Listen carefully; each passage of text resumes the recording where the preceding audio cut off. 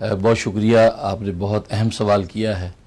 اس لیے کہ آج کے اس دور میں عید کے اور رمضان کے چاند کے حوالے سے جو اختلاف انتشار ہے وہ کسی سے مخفی نہیں ہے،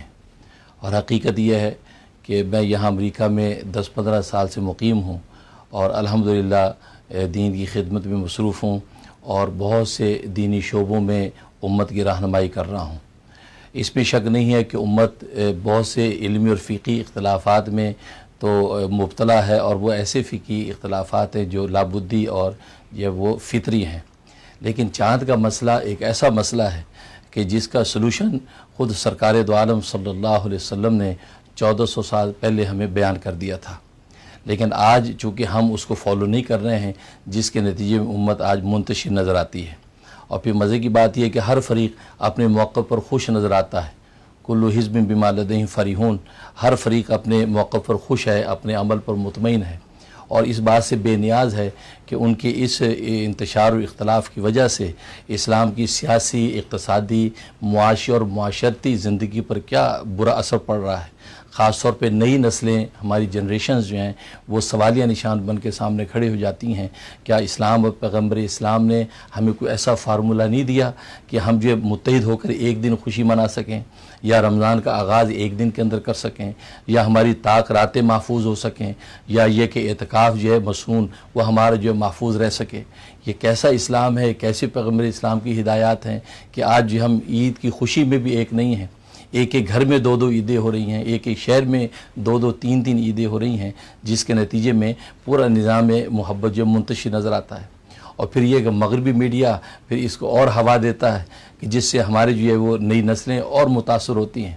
ہم ایسے کٹر مسلمان متاثر ہوں یا نہ ہوں، لیکن نئی نسلیں ضرور وہ وٹ اور وائے کے بھنور کے اندر بھٹکنے لگتی ہیں۔ لیکن حقیقت یہ ہے کہ اس کا ذمہ دار اسلام یا پیغمبر اسلام نہیں ہے، اس کے ذمہ دار ہمارے جیسے نام نہاد مسلمان ہیں کہ جنہوں نے نبی کریم صلی اللہ علیہ وسلم کی ہدایات کو جب فالو نہیں کیا، اس کے نتیجے میں آج یہ امت منتشر نظر آتی ہے۔ کیونکہ سرکار دو عالم صلی اللہ علیہ وسلم نے تو 1400 سال پہلے 1-2 نہیں بلکہ سیاسی تک کی 29 احادیث کے اندر اس بات کا حکم دیا کہ گلوبل مون سائٹنگ ہوگی، کہ دنیا میں کہیں بھی کوئی مسلمان چاند دیکھ لے گا، اور اس کی اطلاع دنیا کے دوسرے مسلمانوں تک جب پہنچ جائے گی تو سب اس کو فالو کریں گے۔ اس لیے کہ اسلامی عبادات کا فلسفہ وحدت اور اتحاد ہے، کہ جتنی عبادات اللہ تبارک و تعالی نے لاگو کی ہیں، نماز ہے، روزہ ہے، حج ہے، زکوٰۃ ہے، ان سب کا فلسفہ ایک ہی ہے، اور وہ باہمی اتحاد، وحدت، یونٹی کی عبادات سے مقصود اتحاد ہے۔ تو پھر اللہ تبارک و تعالی اس امت کو پستی سے بلندی عطا کر دیں گے اور ذلت سے عظمت ملے گی۔ اور یہ چاند کا جو مسئلہ ہے، رمضان کی ابتدا اور اسی طریقے سے عید کا انعقاد، یہ ایک ایسا مسئلہ ہے کہ اب تو اس کا انتشار روز بروز بڑھتا چلا جاتا ہے،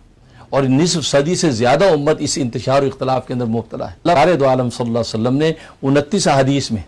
اور میں نے اپنے فتوے میں احادیث کوٹ کی ہیں کہ اس میں نبی پاک نے حکم فرمایا کہ صوموا لرؤیتہ وافطروا لرؤیتہ وانسکوا لہا، فرمایا کہ چاند دیکھ کر روزہ رکھو، چاند دیکھ کر عید مناؤ، اور چاند دیکھ کر قربانیاں کرو۔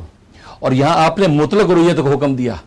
جو علماء کرام اس حقیقت کو سمجھتے ہیں کہ یہ مطلق رؤیت کا حکم دیا ہے۔ آپ نے رؤیت کو کسی ایک فرد کے ساتھ یا کسی ایک جماعت کے ساتھ یا کسی ایک ملک کے ساتھ وابستہ نہیں کیا، بلکہ فرمایا کہ دنیا میں کوئی بھی مسلمان یہ چاند دیکھ لے اور اس کے دیکھنے کی شہادت اور خبر شرعی دوسرے علاقوں میں پہنچ جائے تو سب اس کو فالو کریں گے۔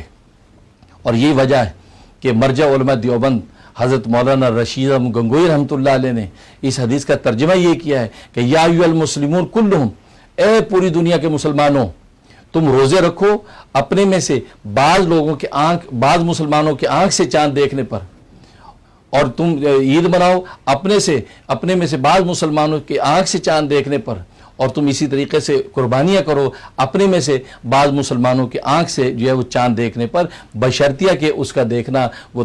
شرعی طریقے سے ثابت ہو جائے۔ تو وہ کہ پوری دنیا کے مسلمان ایک دن رمضان کا آغاز کریں گے اور ایک ہی دن عید منائیں گے، اس لیے اس کو کہتے ہیں گلوبل مون سائٹنگ۔ تو نبی پاک صلی اللہ علیہ وسلم نے 29 احادیث میں گلوبل مون سائٹنگ کا حکم دیا، اور پھر تمام فقہاء اسلام، امام اعظم ابو حنیفہ، امام مالک، امام احمد بن حنبل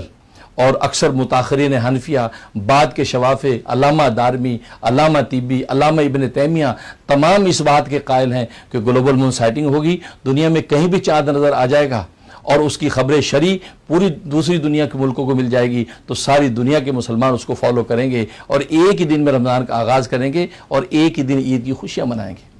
اور پھر مزے کی بات یہ ہے کہ مکاتب فکر، دینی جتنے مکاتب فکر ہیں، ان تمام مکاتب فکر کے جو بانی ہیں، جو اکابرین ہیں، ان سب کا فتویٰ یہی ہے۔ چنانچہ جیسے میں نے عرض کیا کہ مرجع علماء دیوبند